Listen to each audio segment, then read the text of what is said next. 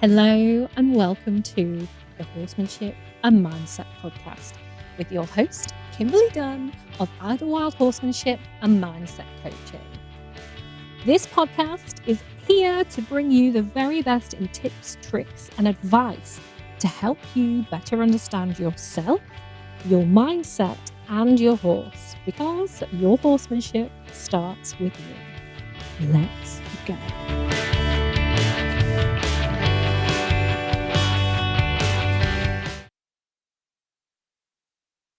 Hello, welcome back to the podcast. If you're new here, hello, welcome along. My name's Kim and I'm your host.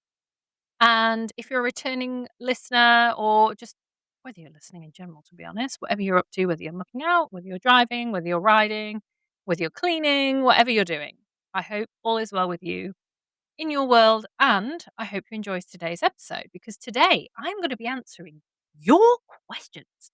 So I dropped a little sticker on my Instagram stories asking if anybody had any questions or things they'd like me to discuss on this week's episode. And I'm going to answer the top 3 questions. So let's have a look. We're going to be talking about moving yards and settling in. Your energy affects your horse, talking around that kind of thing, which I do talk about a lot anyway, but I'm going to address that a little bit in this episode. And rebuilding confidence when returning to canter after rehab. So here's the thing about these questions that were submitted. Most riding issues aren't riding issues. They're actually nervous system issues, they're confidence issues, pressure issues, identity issues, and of course, your horse will pick up on all of that. So hopefully, by the end of today's episode, you'll have a bit more understanding around that through the different, real life examples that we've got in these questions that people have popped in my Instagram story with. So let's have a look at question number 1, moving yards. So if you've just moved yards, how do you best adjust to the move? How do you adjust to the move? How best can you help your horse adjust to the move? So first of all, please know that if you have moved yards and you feel unsettled, maybe you feel emotional, maybe you feel overstimulated, anxious, or just totally exhausted from moving, of course, that is so normal. People massively underestimate how dysregulating yard moves. We know how dysregulating and stressful house moves are, but yard moves can also be really, really dysregulating for horse and human.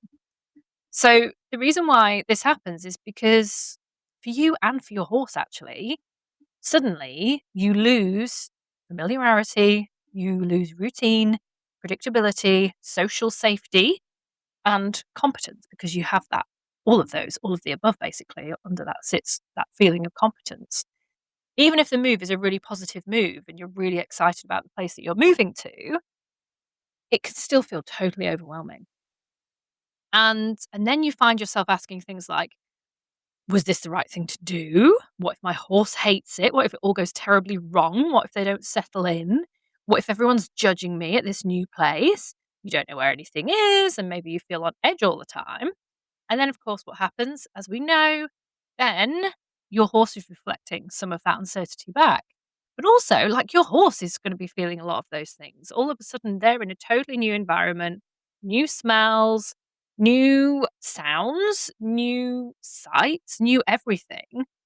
And so, of course, they are also going to be a little on edge too. So it might be a magical time where everybody totally settles in really quickly and that's great. But, realistically, that is often not the case. So how can we make sure that everything is kind of a little smoother and a better experience for both of you? So here's a few tips to help.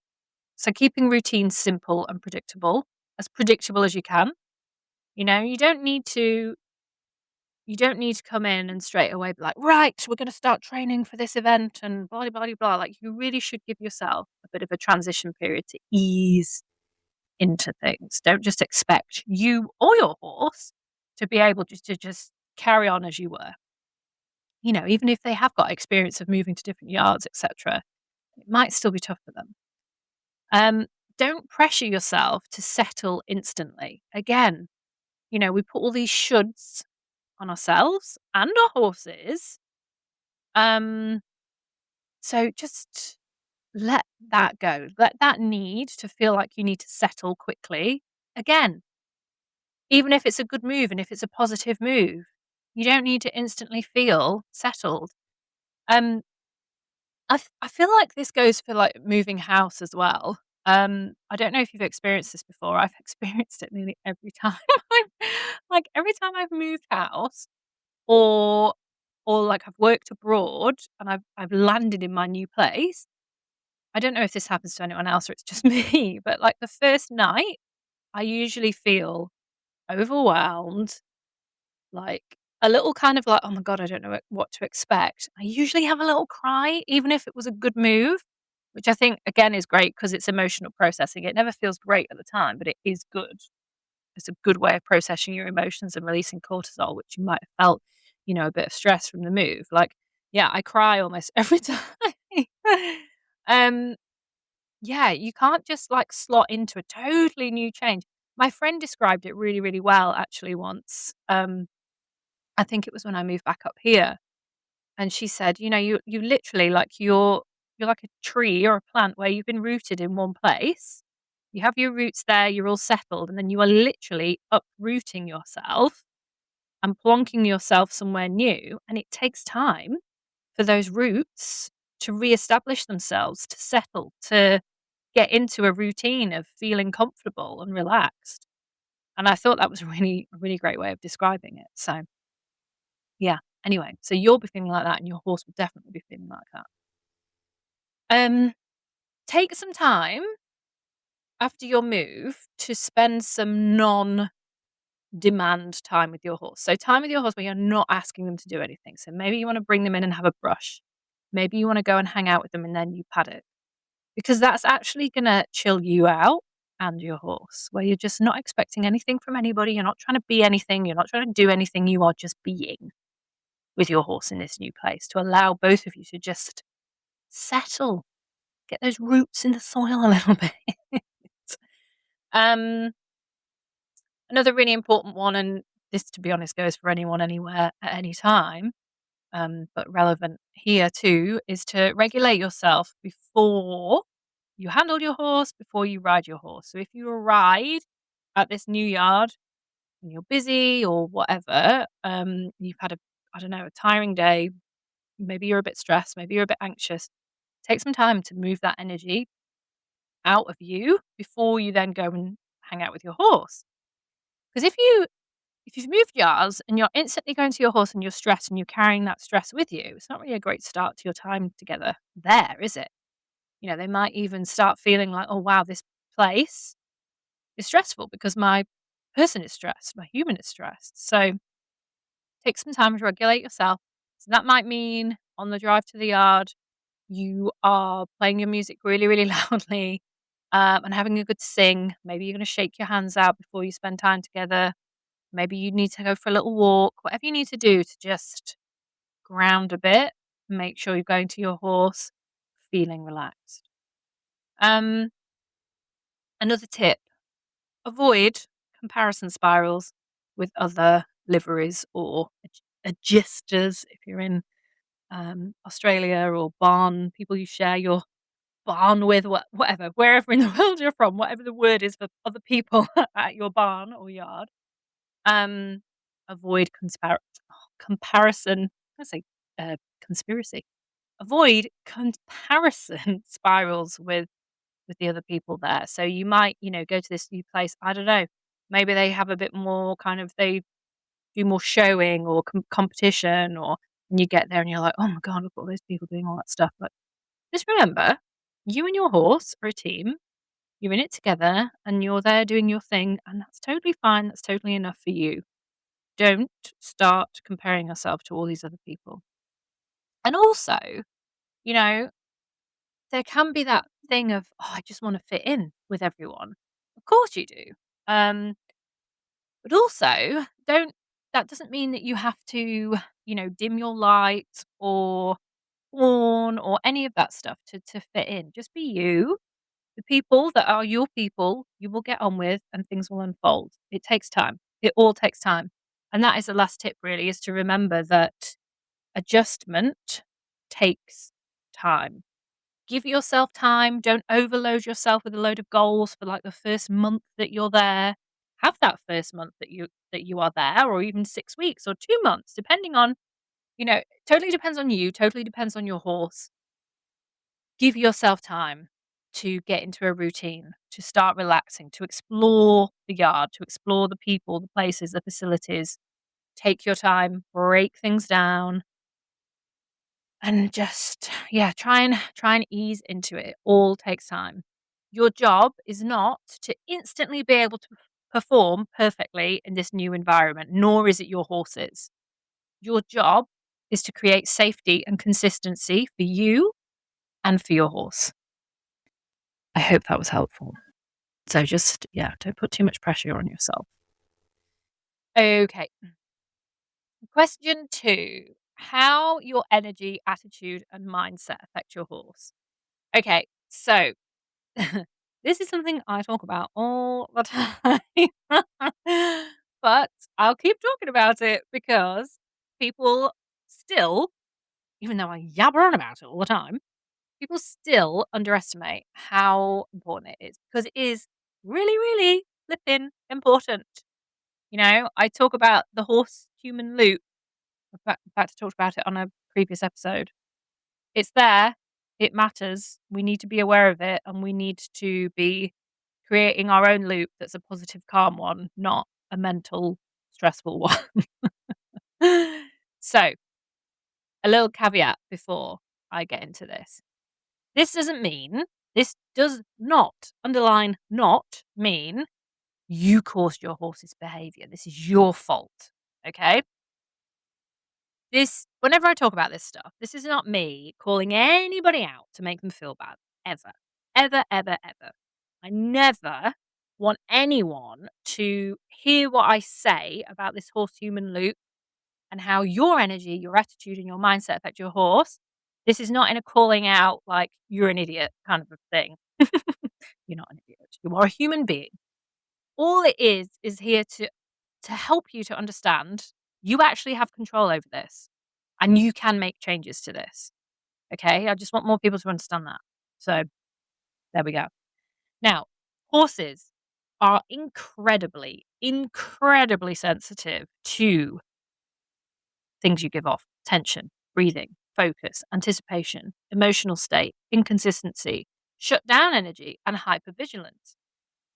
Your horse learns from your nervous system, your own nervous system, constantly.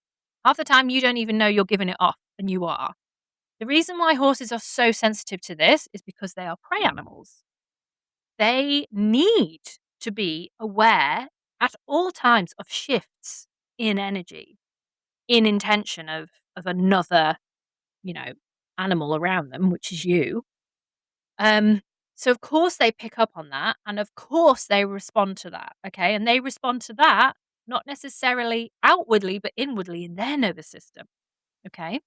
And so that might set your horse on edge for whatever reason. So if your body, for example, is bracing before every canter that you have, so before every transition, you brace, you anticipate fear. Your horse feels that before you even do anything, before you even actually get to that transition. So this is like, you are thinking about that canter transition. You're coming up to the corner, you tense up, you shorten your reins, you maybe change your seat, you maybe stiffen, your breath shortens, and your horse is thinking, oh, bloody hell, why is she stressed? Do I need to worry? And then you ask your horse to canter, and you worry, and then you wonder why, it's not smooth and relaxed, and your horse has got their head up in the air and they're going, wah! It's because you've said, oh my God, there's something to worry about. There's something to worry about through your body. And so your horse is like, oh God. And then you ask them to canter and then they're like, wow, we need to canter away from whatever it is you're worried about. You see how that happens? And that's without even speaking, that's just through your body. So one important nuance that I want to kind of just bring in here is, This is not, absolutely not, about faking calm, trying to fake it till you make it. It's not about spiritually bypassing yourself into positivity, and being a super positive person and saying all the right quote unquote things. This is about awareness because when you become aware of your patterns, you can change it. So when you become aware, okay, I'm worried about the cancer transition. Okay, so when I worry about the cancer transition, this happens to my body. When you notice that and you become aware of it, then you can make changes. Okay. So, and the goal with that isn't perfection. It isn't about being perfect all the time and always doing the right quote unquote thing or being the right way or feeling the right way. The goal is regulation. Okay. So become aware, learn to regulate yourself. Then you can repair, whatever habits we might have got into because of all of this. And you can communicate so much better with your horse as a result. Suddenly, that's where your relationship comes a lot calmer, things are smoother and easier. So that's kind of a very quick visit there on that kind of loop. I have spoken about it before in there's an episode, and I think it's called the horse human loop or something. If you go back through the episodes, you will find it for a little more kind of clarity on that. So, question 3, our final question. Um, so this one we're looking at cantering solo after a long time of rehab. So the person in particular that answered this question, so her horse has been rehabbing for a long time now, and they've just been in walk trot work. And now they're allowed to start cantering again. And so this is obviously now coming up with a little bit of kind of stickiness. Um, because now it's become a big thing, because you haven't been able to do it for ages, and maybe it was already a bit of a sticking point anyway. So this is a huge one psychologically. So rehab periods actually change riders mentally far more than you would expect. Because not only are you worried about you, you're worried about your horse because you've probably spent, oh, we all know how it goes. You've probably spent weeks or months monitoring everything, trying not to mess up, trying not to injure your horse or let them do anything where they've hurt themselves even more. You've been walking on eggshells. You've been monitoring every little lay down or every step your horses have taken. You've been hyper aware of risk because of that. Um, and then you add on to your own confidence. So because you're worried about your horse, now finally you can do what you want to do. And then because you haven't done it for ages, then there's that little bit of your own confidence because you've kind of fallen out of the habit of it. So then you start, maybe old worries come up. Getting out on your own is a worry or whatever. Or maybe, your horse, because they've not been able to do what they normally do, like energy wise, maybe they're a bit more kind of up or energetic than they might normally be. Or you haven't cantered for ages and now you're thinking, oh, if we're going to canter, then maybe they'll be so excited. Maybe I'll get booked off, or maybe they'll get injured again, or there's all of this, and that all kind of spins around in your head. So finally, when it is time and you've been given the green light to actually canter again on your own, your brain goes, do we have to? Can we not? Shall we just avoid this for a bit longer? What about if we have a go at the end of the summer? How would that how would that be? So what is actually happening here is your nervous system is now associating canter with uncertainty and responsibility. So there's that uncertainty because you haven't done it for ages, and as usual, your brain throws you all the things that could go wrong. But then you've got that responsibility as well because, oh my goodness, I really don't want my horse to get injured or hurt again. Okay. And everything that comes with that. So, all the responsibility, the financial part of it as well is a whole thing. It is a whole thing. So here is some advice for you. Don't force confidence through shame. So don't be getting annoyed with yourself or berate yourself because, oh, for goodness sake, we cantered before. Why is it a big deal now? Well, I've just explained to you why it's a big detail now. Detail? Big, a big thing now for you. Why it's a big drama for you. So remember all of that, all of what I've just talked about, and don't try and force yourself through this. You are allowed to break it down. Okay. And I'll talk to you about how you can break it down. Well, I'll do it now. So you can break it down. You don't have to get in a field, ask your horse to canter, and then canter the whole length of the field, hoping for the best. Okay. You don't have to do that. What you can do is have a trot, do some transitions, have a trot, have a walk, have a trot, have a walk, have a trot, ask for canter, do 1 or 2 strides of canter, and then trot and then walk. And then do the same thing. Have a trot, have a walk, have a trot, have a walk, have a trot, ask for canter, canter a couple of strides, and bring it back down. You do not need to do the whole thing. You are allowed to break it down, and you should break it down. You should break it down for your confidence. You should break it down to actually help your horse a little better with, their injury, actually. And that then contributes to the next bit of advice, which is to build evidence gradually. So you don't have to, again, you do not have to canter the whole flipping field or however long you want to canter. You can break it down. And then through breaking it down into really small, manageable pieces, that's going to help you build evidence that, I did it and we were fine. And the more little we did it and we were fines you can build up, the more it being a big deal starts to disappear. All right. Next thing that's going to help you is to visualize successful transitions beforehand. I've talked about it before and I'll talk about it again. Visualization is a really, really handy tool for you to use to help you build your confidence, but also to mentally rehearse something. Okay. And how I would recommend doing it with this is to visualize you out on a hack on your own, have a walk, basically how I've just spoken about it. Have a walk, have a trot, ask for canter. Maybe you visualize your horse feeling a little bit fruity, but you deal with it. Okay, so maybe your horse is a bit like, woohoo! But you sit there, you notice, oh, I'm actually really calm. You notice that your horse listens to you and comes back down to a walk. Hip, hip, hooray. And then you do it again.